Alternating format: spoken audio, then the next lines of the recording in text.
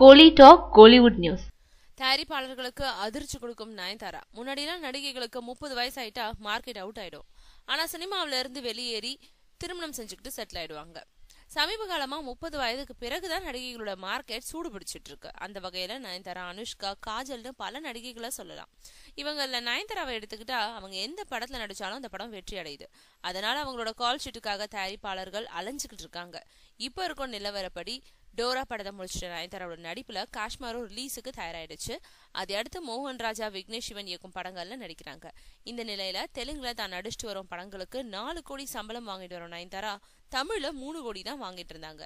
ஆனா இப்போ தன்னை புதுசா புக் பண்ண வரும் தமிழ் பட தயாரிப்பாளர்கள் கிட்ட 4 கோடி வேணும்னு கராரா கேக்குறாங்களாம். அதை கேட்டு அதிர்ச்சி அடைஞ்ச போதும் அவங்களுக்கு மார்க்கெட் இருக்கிறதுனால அவங்க மறு பேச்சு பேசாம அட்வான்ஸ் கொடுத்துட்டு திரும்புறாங்களாம்.